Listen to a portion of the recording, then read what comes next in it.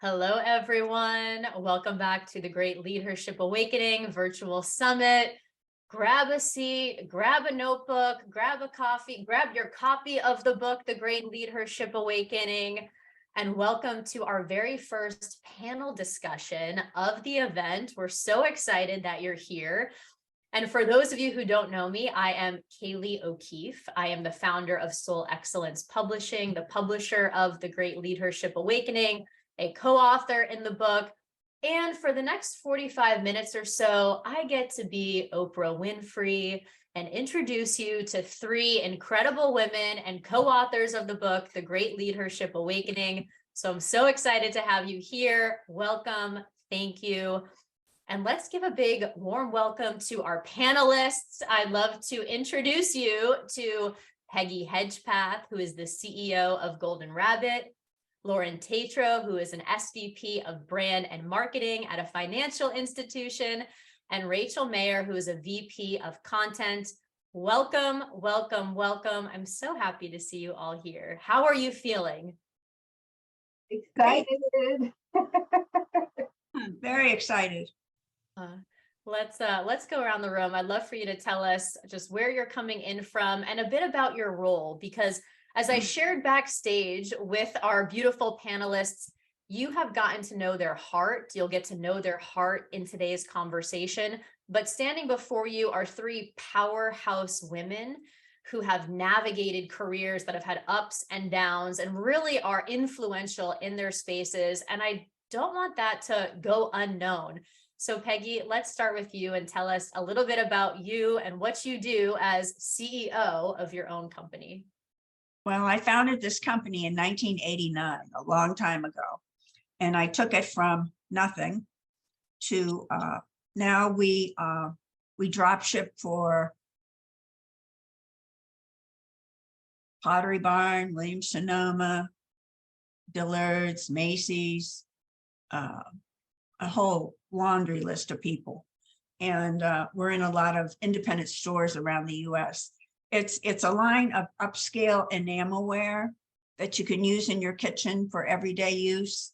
And it's colorful and bright and family friendly. And I run the company. It's a small company and we're virtual. It's a virtual company and we manufacture in Indonesia, long way away. And what's so amazing that we're going to hear in your story is just your path to becoming CEO. And it started in a very unlikely place way back as an accountant for the IRS. So I can't wait for you to share more about that path. I'm so happy that you're here. Thank you, Peggy. Lauren, welcome. Tell us a bit more about your day-to-day job. Absolutely. Hi, everybody. Thank you for everybody that joined. I'm so excited to be here with you today. I'm Lauren Tatro. I live in New York, right outside of Albany. And for the past 15 years, I've been in corporate marketing. So I've kind of worked my way up to an executive role as SVP of Brand and Digital Marketing Operations for a financial institution headquartered out of Albany. Several years back before the pandemic, I also launched Discover Ascenza, which started as a blog and has evolved into an outlet for me to continue to explore my intuitive life coaching and workshops and other things that I talk a little bit about in my chapter. So thank you for having me here as part of this wonderful discussion. You're so welcome. I don't know how you do it all, and I can't wait for you to share more about your 4-stage framework for growth. That's part of Ascenza. Welcome. And Rachael, it's so great to see you. It was great to hug you last week in person. Welcome. Tell us a bit about your day job. Thanks, Kayleigh. It's so great to be here with my fellow panelists too. So currently I'm 8 months into a new role in which I'm VP of Content at Clever Real Estate, who owns 4 different real estate centered websites. Previously, I had spent 11 years leading the content teams at Healthline and Medical News Today and Greatest. So those were a suite of 3 websites that, like Lauren, I worked my way up from the front desk actually and enjoyed a long editorial career at Healthline. And this isn't your first book, if I recall. That's right. Yes. I published this memoir, self-published this memoir, about 1.5 years ago. And in my chapter touches a little bit on that story, but if you want the full breadth of the story, Bowing to Light is the name of my first book. Well, I'm so glad that you chose to write in this one as well. And Lisa, I'm seeing your comment of acknowledging Rachael's family is in the house. I think we have some family members of Lauren's in the house. Peggy, I know some people from your family register. And I actually love, like, this has been a family affair at this summit. We've had friends, colleagues, family members, and I really think it speaks to the great leadership awakening, where there is this blurring of lines where we're looking to support each other in all of our endeavors in different ways. So shout out to all the family members who've taken the time to support us on this journey. We know it hasn't been easy as we've been stressed out and struggling and writing, and now we get to just savor it and soak it all in. And it leads me to my first question for our panelists, because as you've heard, these women are busy. They're doing multiple things. They're leading large teams. They're leading companies, which it always makes me curious of why you said yes to write your story at this moment in this book. You could have been doing a million other things. And so I'd love to know from each of you, why now? Why write? Why was this important to you? And maybe we'll go back the way we came. Rachael, let's start with you. I thought you might do that, Kayleigh. I was mentally prepared. Yeah, I think when Kayleigh reached out to me last fall, it had been about 1 year since I published my previous book, which was a very lonely solo adventure. And I had been practicing in that time, just saying yes to things that I felt energy behind without trying to rationalize them or justify them to myself or my family or my friends, which was a big point of growth for me, because I definitely used to care a lot about what people thought of me and doing the right thing. But when this opportunity came along, I just thought I need to continue to explore my writing career. And this is such a unique opportunity to be able to collaborate with a group of other women who have their own stories, and to connect and as a collective support each other and to put something new into the world. So I couldn't say no. We're so happy that you did. We're going to have each of our authors share a piece of their chapter with you on this call. I can't wait for that. And I'm with you. I think part of the leadership awakening too is about following energy, following the feeling, and stepping into the unknown. You know, we didn't know how this was going to turn out. We didn't know how incredible these stories would be. We didn't know we were going to hit bestseller 4 times over in categories that matter on Amazon. Like, none of this was known. And yet we all felt that urge of like, but there's something here. I want to say yes. And it speaks to the overall message, I think, that this book conveys. Thank you, Rachael. Lauren, what about you? Well, that was very well said, Rachael. And a big part that resonates with me as well was about the energy of this movement. And being in corporate environments for many, many years, I started to feel this shift not only within myself, but the need to really show up authentically in the workplace and to kind of bridge the gap between maybe what it looks like to wear this hat and who I really feel like I am on the inside. So when Kayleigh reached out with this opportunity, and I had been wanting to write a book, and I've started writing, but I kind of put it on pause. I'm like, no, I want to keep moving towards this because there's something really powerful here, and I want to be a part of that awakening in a big way. So co-creating this book with so many amazing women and being part of that collective contribution to the shift is, to me, really a once-in-a-lifetime opportunity. So it was an absolute yes for me as well when Kayleigh reached out. I think this speaks to too, finding the time to do the things that we love and find meaningful, you know, like, again, super busy, you have a lot going on, and yet here we are. Thank you. Peggy, what about you? Why write right now and together with this group? Well, I'm really glad I did. I've had decades of business experience, and not just with my company now, but I had former lives in business, many former lives. And I ran into, people have always told me I should write about it because I ran into just blatant discrimination when I was younger, and had to overcome a lot of barriers. And I think it's important for people to remember how far we've come in such a short period of time. And I spell that out in my story. I'm feeling your chapter right now, and everyone, if you haven't read it yet, you must, because it was such a reminder to really honor trailblazers like yourself who, when you said, I think you went to college and there were two options, like, okay, nursing or administration or something. You're like, well, I want to do something else. And it's like, no, you're a woman. So these are your options. And the way that you navigated that and how you've navigated that. I mean, I took so much inspiration and such strength too, of like, okay, we do get to stand on your shoulders if we allow ourselves to, and not get stuck sort of in that things aren't fair energy. You gave us that, I feel, in your chapter. I'm a disruptor. That's what I made. Yes. I made it through. Disrupting everything.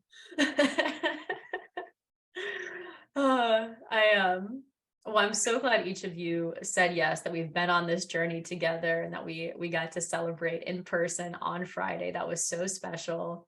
And I want to invite this whole audience in and get to know you through your chapters, through what you've shared. And so I've invited you to each share an excerpt, and then I'll ask you a few questions after we each get to share, and then open it up to this group. I'd really love for this audience and co-authors and family members to chime in near the end of our conversation and go deeper with each of you. So Lauren, let's come to you, and your chapter is called Truth Be Told. It is. I was reflecting on, okay, what paragraph do I want to read? And what I'm going to read really, to me, touches upon the reason why I said yes to writing this. So my chapter is chapter 22 for anybody that does have the book and wants to follow along. I believe there is a massive awakening underway. It starts at the individual level and ripples out to create a collective evolution amongst humanity. Unlocking human potential as leaders is part of our responsibility. Have you spent time getting to the root of who you are first, or are you perpetuating outdated leadership structures that no longer feel authentic? Doing what you should do rather than what you feel called to do. I invite you to spend some time journaling or reflecting on these questions. Regardless of whether or not you are a leader of a team, you're reporting to a leader you may struggle to understand, or you have a desire to become a leader in the future, our first and primary job is self-leadership. I'm going to leave it there for now.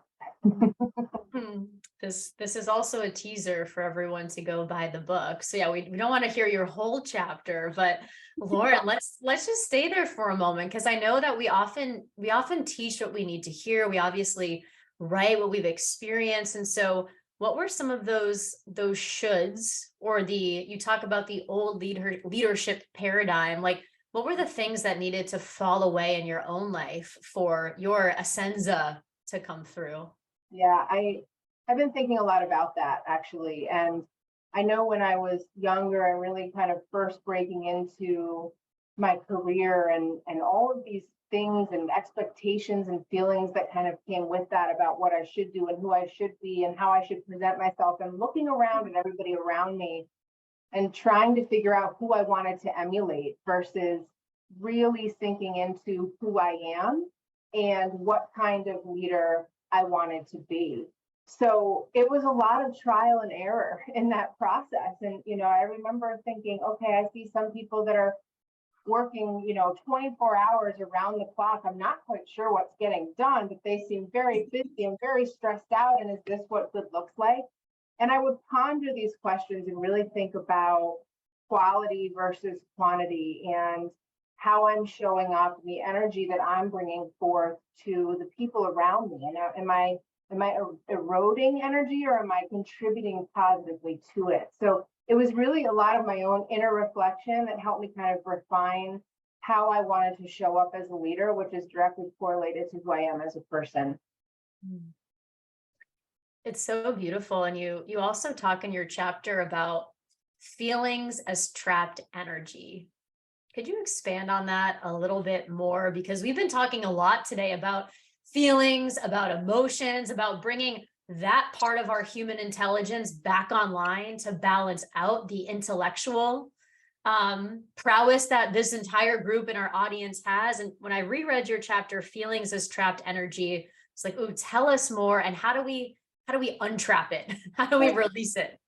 Yeah, no, that's a wonderful question. And, early on, I struggled and I still manage my anxiety to this day, but it used to have a very big grip on me. And I used to avoid opportunities because of the fear that was coming up within me. And over time, I realized that this is trapped energy. And is this excitement? Is this fear? What do I want to name this? And what do I want to do with that? And over time, I learned to come more back into my body and say, okay, instead of escaping or staying distracted or like looping things in my head all over the place and contributing like frenetic energy to what I'm trying to bring back down to center, I soon recognized that what was actually within me was passion.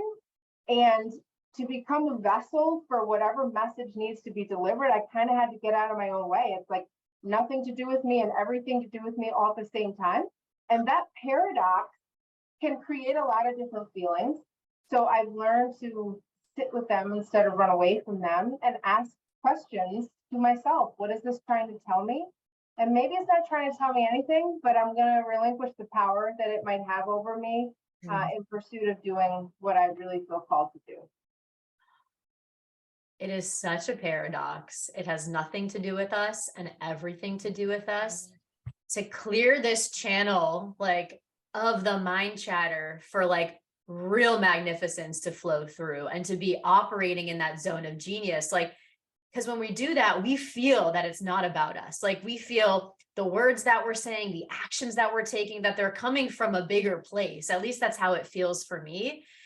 And yet, like you're saying, it requires our awareness to let it go, to move from here, to come back, to do all the things that like open up the vessel, because so many of us are closed down.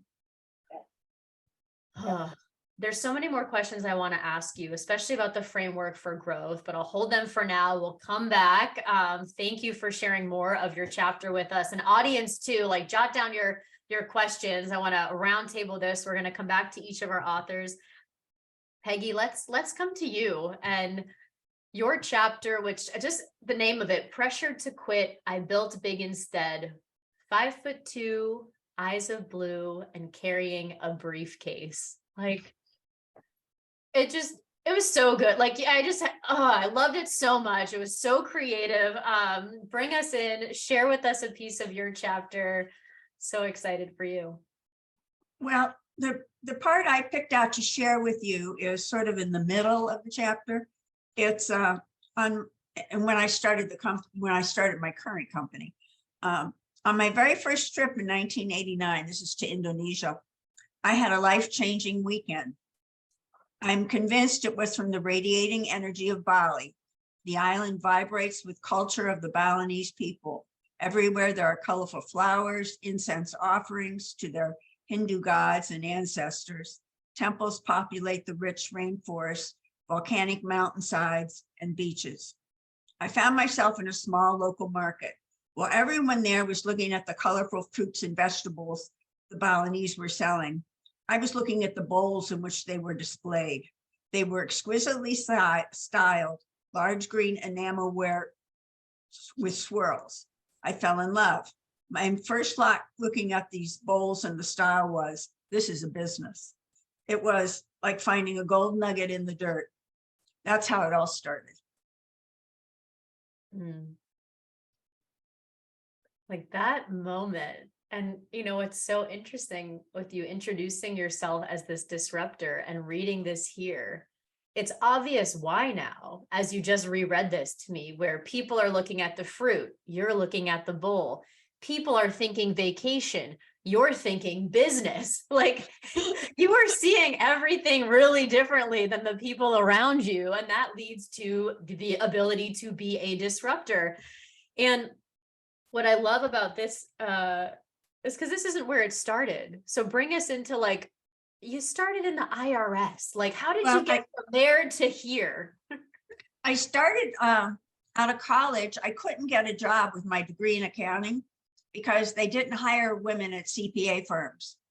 But the IRS was desperate for women because they had EEO guidelines to fill. So, and they couldn't find accountants. They couldn't find women accountants. So I started as an IRS agent and I worked my way up through the IRS. And then finally, all the things that people are talking about facing in the book, all the things that women face, I experienced all of those. It was a bureaucratic job, but it's the same thing in corporate America. It's the same thing. And it was even stronger than in the 1980s. So I quit that job and I started my first business, which went fine for a couple of years. And then my partner and I separated ways and I was on my own to figure out what I was going to do. And I ended up in Bali. As one does, but like not eat, pray, love style. Like you had a whole different mission that emerged from it. Oh. Yes, yes. And even I don't think I've asked you like the name Golden Rabbit. What's the origin story there? Oh my gosh. Well, that was part of the book that got cut. Okay. That's why we don't know. That's why you don't know. But it also came from that same weekend in Bali. I had a history of rabbits as my totem. And my previous business was named Mrs. McGregor's Garden Shop. And it was a high-end upscale garden shop in the early 80s when garden shops were feed and seed stores. And we sold rabbits by the gross. People just came to us to buy stone rabbits for their gardens. And I ended up in Bali and I was starting a teak business. It's a long and winding story. Anyway, I was trying to figure out a name for the business that people could remember and that wasn't long and stuffy. And I reached into a bin in the art shop where they had lots of carved rabbits. And I pulled out a rabbit, of course, and it was gold leafed. And I thought, that'd be a good name for the business, Golden Rabbit. People will remember that. They won't get it confused with those long stuffy names. And that's how it came about. I love hearing this origin story. And it speaks to this new paradigm, lead her ship, which is like, you could have gone into a room, you could have whiteboarded a million names, you could have said in a week, like, we must have a name. And instead, you were attracted to something, it spoke to you, and you're like, I'm going with it. Voila, like, here it is. Like, no need to try a million other things. And now it's this well-known brand and, super successful. Like, that's amazing. That's how it came about. Oh. That's like soul excellence for me. It just hit me in a meditation one day. I didn't really know what it meant, but I was like, ooh, I like it. And I'm sticking with it. And then I've thought like, well, people don't really get it. Maybe it doesn't make, all these things. It's like, but it's me. And like, now you are inextricably linked to Golden Rabbit. Like, yeah. All right, we're going to come back and ask you for some more golden nuggets and wisdom from your chapter. Thank you for sharing and reading with us. Rachael, let's come to you and your chapter titled Mother Nature, Leading from a Place of Love. And I'll invite you to share with us part that you would like to. Thank you. This is also from the middle of my chapter. By the time I looked up to catch my breath, I was the VP of Content and Operations, leading a 75-person editorial team across 3 countries and as many websites. The fledgling website I helped build from the ground up was now the #1 health website in the world, and a large company had just acquired us. I had become successful by all accounts, but I was burnt out and gasping for air. I had become dependent on my work, not just for my survival — San Francisco is a hell of a city to struggle in — but for the external validation that served as my savings account for self-worth. That's when she came along with her golden sledgehammer, my daughter, Alora, my first and only child, the Great Awakener. She tore it all down like drywall, opening up the room to make more space and forcing me to examine it before rebuilding.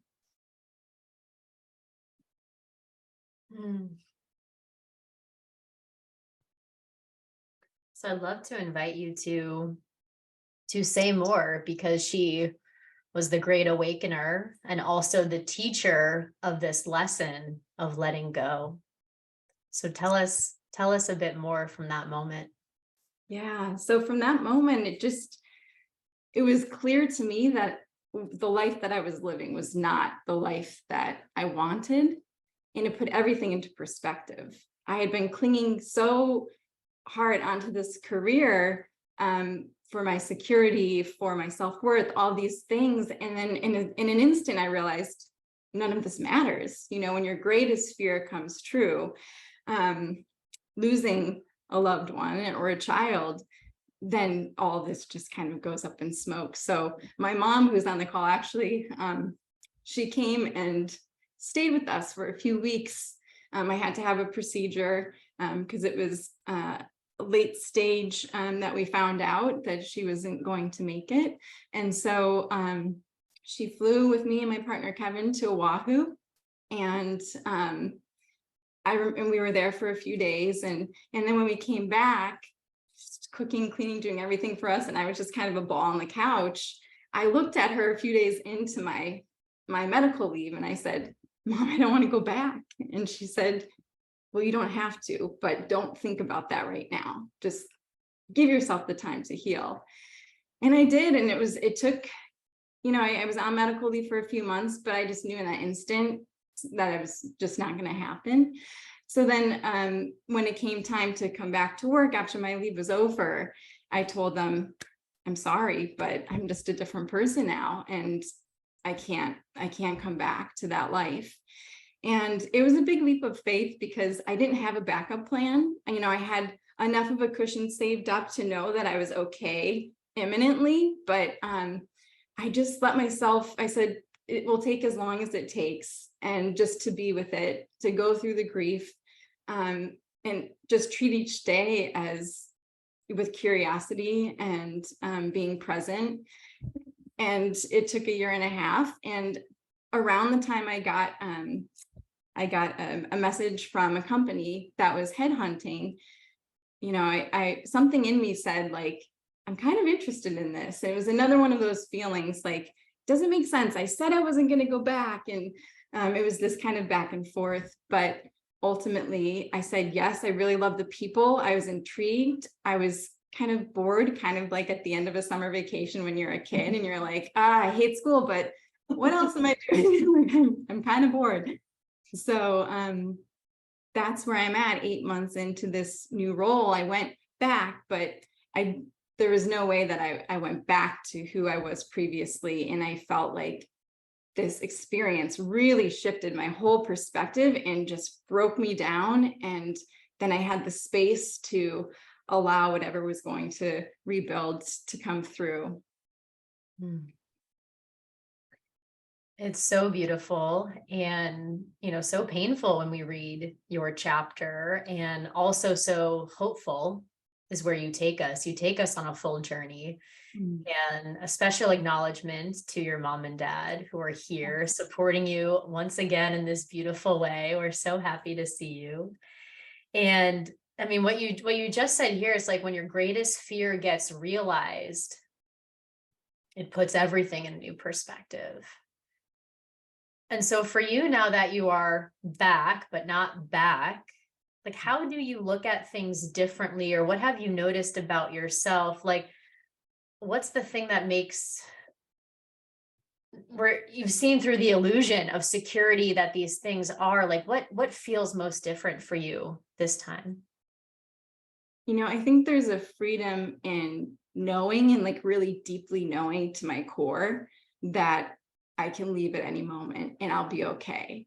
And that, I think, has allowed me to just explore it. I'm taking it day by day. I end my chapter with saying, I don't know what's next. I don't know if this will be the best for me long term, but I'm just listening. I'm being very aware. I'm definitely being aware I don't fall into these past habits of overworking and putting work before everything else in my life. And so I think being present with it and being aware of it has helped me shift completely the way that I show up. I don't take on stresses like I used to. I know how to let work go at the door. And I also think I'm able to bring that to my team, whereas before I feel like I was probably perpetuating the stress that I felt from my boss and passing it along to my team at my previous job.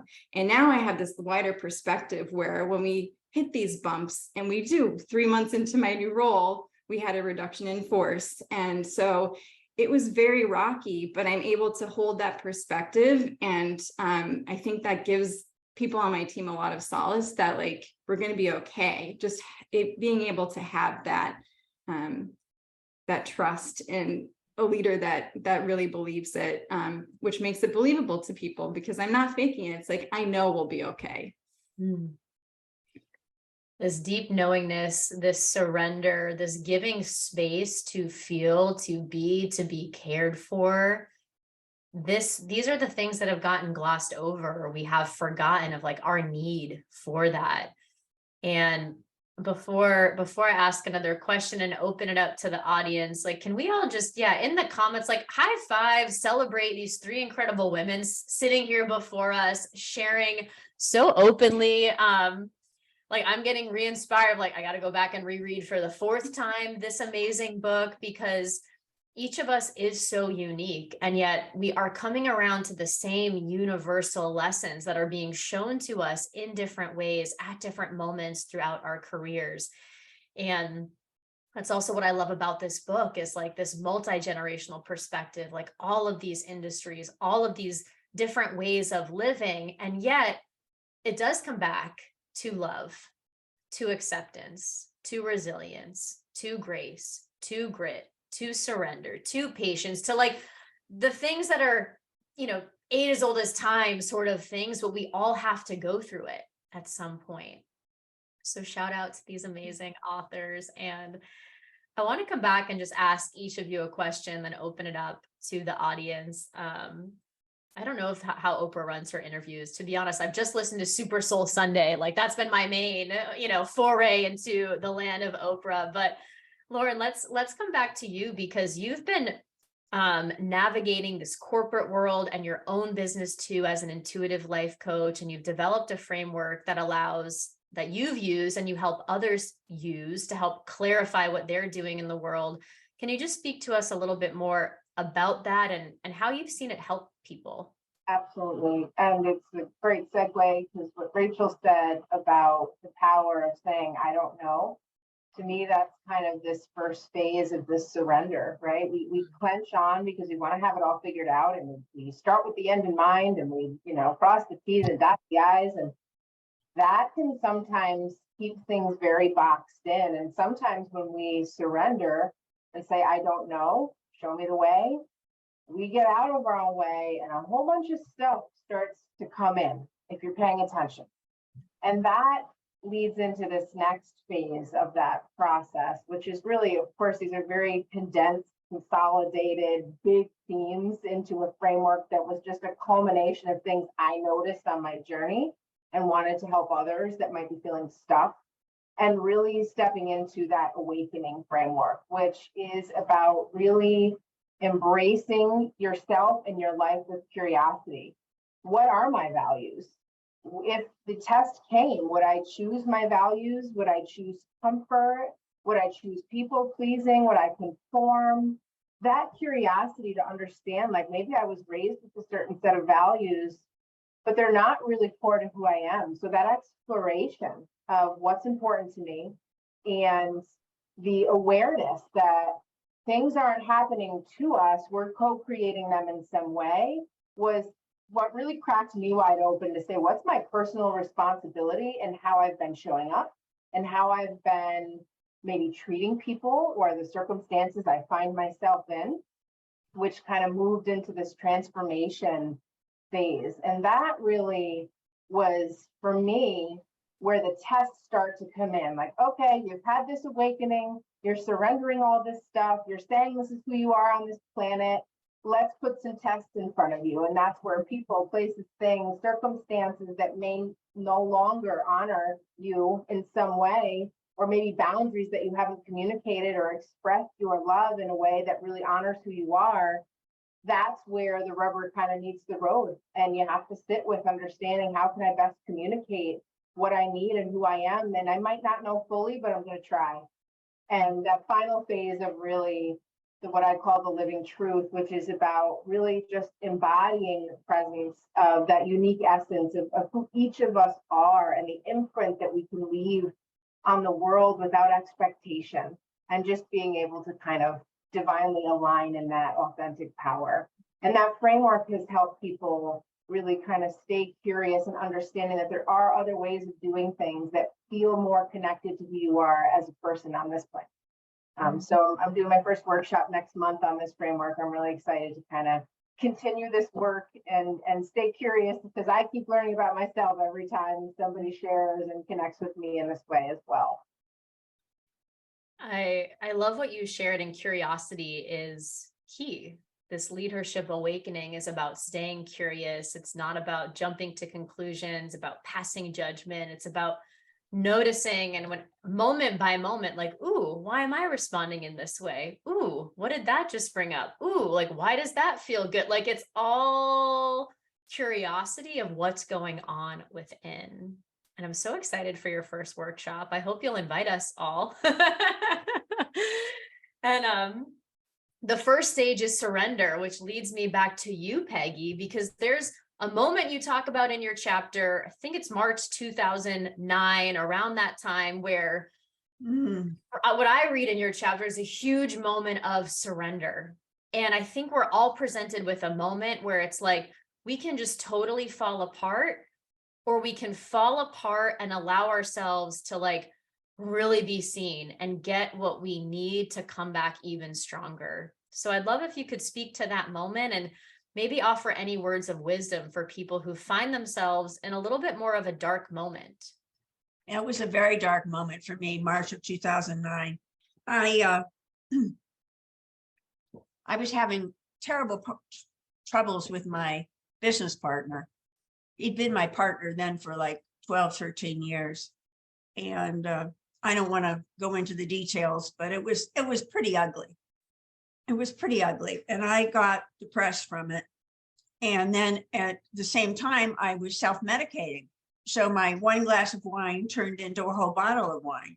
And I ended up drinking too much and being depressed on top of it. And I just hit my bottom. I don't know how else to explain it, but I reached out and got help. And it took me 2 years to straighten out from that. But I got help and I have support from people around me, support from a lot of people. After I reached out and got the help, it was surprising where people came from to support me, which you never would imagine. You never would imagine. So I got my head screwed on straight. And 2 years later, I got rid of them. What advice I mean, maybe not even just about this moment, but advice would you give to all of us that are, that are like in that phase of building, and like, it could go either way. It could be an empire, or it could just like crumble and start something new. What advice would you offer? Oh, goodness. I've done that many times over. That feels like advice right there. You can do this many times over. Okay. That's true. It's true. You can do it many times over. And within the business, I've been in business 34 years, but it seems like it reinvented itself several times over that period of time. Don't be afraid to fail. Don't be afraid to fail. I know people talk about that, but very successful people have to fail. They have to fail to get to where they're going. And you learn so much by failing. And it's not fail per se, but you can resurrect yourself, realign yourself, start again. I think even just using the word have to fail right there, like I feel permission in that word too, of like, no, you have to, if you want to be like successful, maybe even beyond what you can comprehend, and in a way that is really personally defined when it comes to success. Yes, definitely. I'm so grateful that you went there in your chapter, because I know, especially these last 3 years with isolation, with people losing so much, like depression, alcoholism, all of these, like it's so on the rise, and we have to be able to talk about it so people don't feel alone. And that, what I hear in your story, and Rachael too, is like, these things take time. We're so often looking for like the immediate, like, okay, let me just solve this problem today. And you're saying, it took 2 years to really rebound and sort of reimagine. Rachael, you took the time that you needed. I feel like as women, we give ourselves like 8 hours or maybe 4 hours of sleep and hope that things should just be better the next day. And what I'm hearing in all of your stories is like, we have to let it nurture and gestate and just be for a little while. Exactly. Rachael, let's come back to you, and then would love to open it up for a few questions to round out our time from the audience. I want to come back to this, Alora as the great awakener, but this strength to let go. Many of us are holding on so tightly to these things that we don't want to let go, whether they are habits, whether they're relationships, whether they're old ways of being.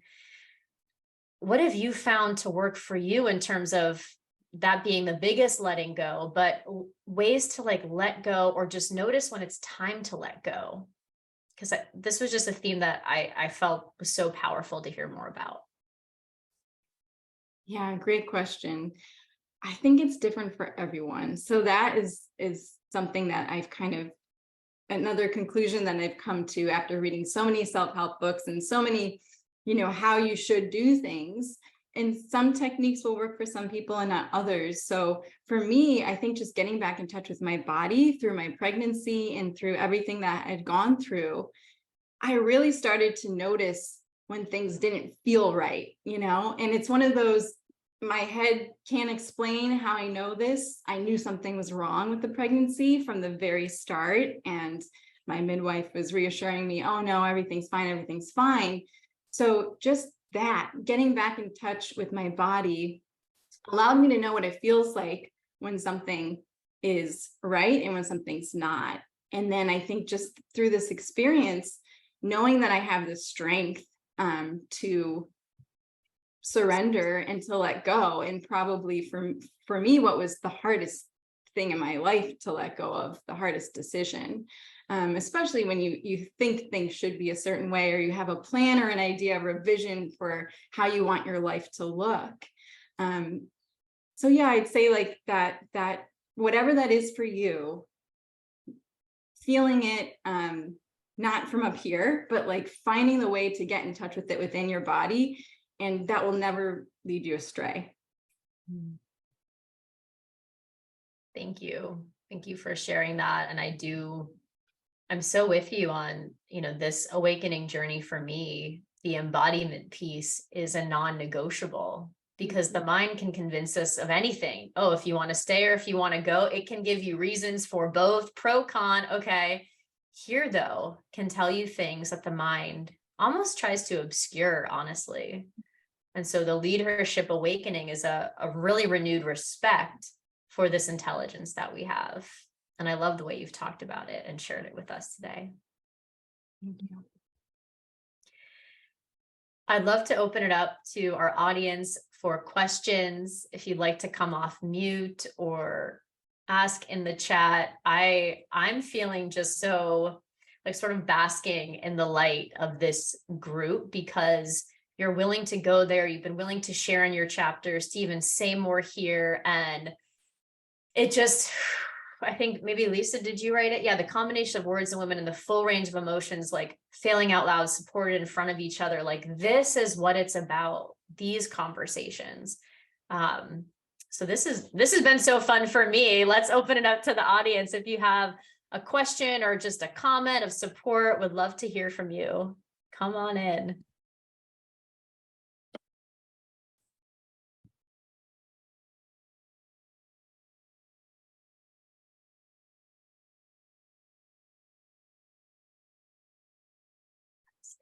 A question in the chat that I don't mind reiterating. Sure. Carol asked, Lauren, how do you approach the challenges of such a busy life and bringing all your desires alive? That's a juicy one. And there's, again, a lot of trial and error in this. And I think over the years, what I started to really embrace is the feeling of alignment. And there's plenty of days where it does not feel aligned. And I have to figure that out and figure out where I want to put my next move and my next piece of energy. And sometimes that means I need to sit with it.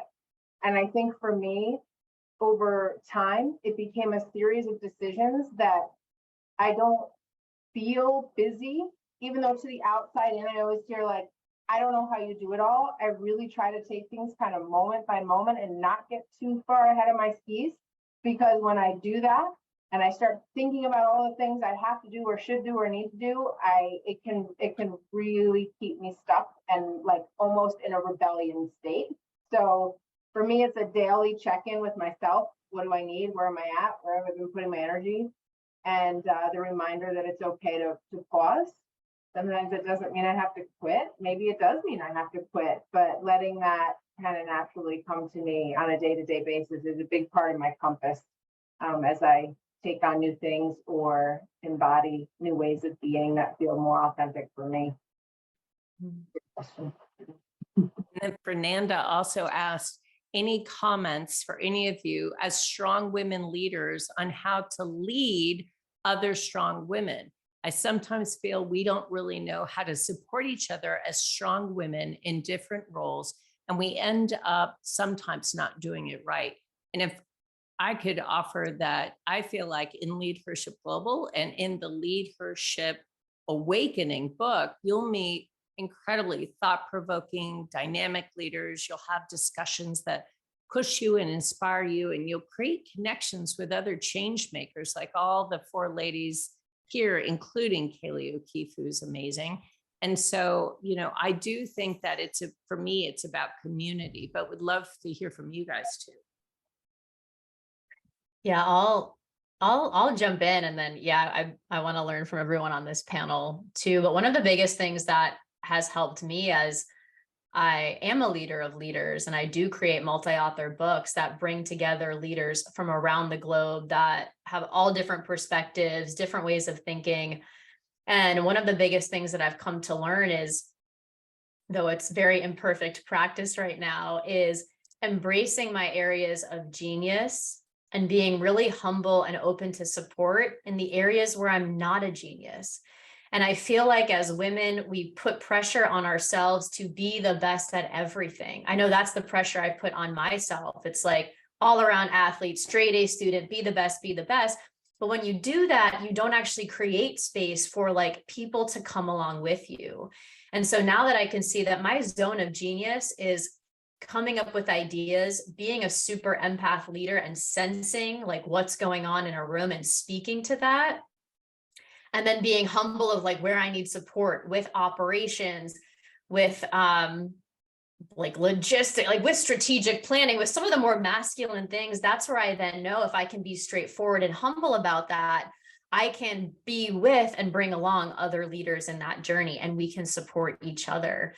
So I think just like, again, dropping the veil of like, I have it all figured out, or I don't need anyone, and being like what we're truly great at, it creates space for us to actually have much better collaborations with other people, because we're not pretending like we've got it all figured out. And I'd love to add to that, just ask. I think that's probably the simplest solution. You know, we might have a sense, especially like Kayleigh said, if you're an empath, you might be able to read the room or read someone's reactions, but I have found that people are so different. And instead of assuming, just make time for one-on-one to meet with other women and to ask, so how do you like to be communicated with on a daily basis? Do you like face-to-face time? Do you want to meet once a week, twice a week? Like, how do you want to receive feedback? And I think just extending that invitation for them to fill up the space and share whatever it looks like for them, you're then not giving them, oh, it needs to look this way or that way, and they feel like they have to fit into the mold. It's like, it truly is just just tell me how to support you. And that's what I'm here for. And I think that helps to build trust. So I spent the first several months of my time at my new job just getting to know people. There was like 20 people on the team, and I would have a one-on-one every week with all of my direct reports, and then everyone in the whole department, even if they didn't report to me, every other week, until I got a sense of who they were and how they like to be collaborative and working together. So it's kind of a shortcut. It seems too obvious, but I found it to be really helpful to just ask. Yeah, and I'll piggyback on that too. When I reflect back on, other strong leaders around me, right? And even maybe at that peer level, there's things that I've done to cultivate my sense of connection with my team and to lead my team and to bring out the leadership qualities in every single person. And then at times at peer level, being aware of when it feels more like competition than collaboration, and embracing that as an opportunity, like Rachael mentioned, to get to know people. And also, there have been times in my career where there was a direct, honest boundary needed in terms of a one-on-one conversation where I had to really be radically candid about how I was receiving somebody's energy, so that it created this opening of awareness for both of us. And some of my most trusted advisors and connections throughout my career, they didn't always start off all flowery, but they grew to be something so much deeper and much more respected and trusted. And that has helped me not shy away from when I feel like there might be a deeper conversation needed in the spirit of collaboration. Peggy, anything you'd like to add to that? Yeah, there's a couple things. I work with my factory in Indonesia. I've been working with them for 34 years. And the head of the factory is a tough woman, really tough woman. She runs the factory, and it's a Muslim culture, and she's Chinese. So she's Chinese descent. So she suffers from discrimination because she's not native. And she's a tough lady. And what we have done over the years with her to soften her up and to deal with her more is let her see that this is a partnership that we're in. It's not a we-they thing. We're working both together to make the factory successful and our distribution successful. And I think what those are feminine leadership traits. And I want to encourage everybody to read the introduction to the book. Don't skip over it. Kayleigh wrote it, and it's really where we're going next. It's strengthening those feminine leadership skills. It's laid out there very well. Thanks, Peggy.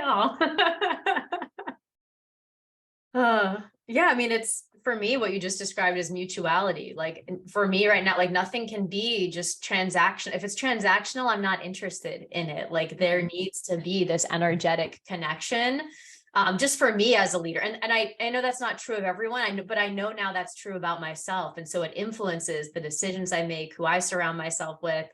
And so when you talk about partnership, like, yes, that matters. And it has to be, two-way.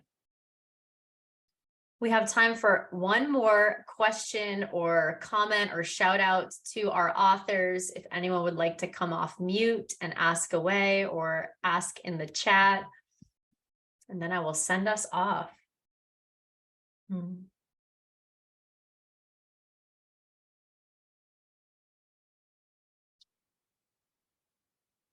wait, I just want to ask, how did it feel? How did it feel to do this, y'all?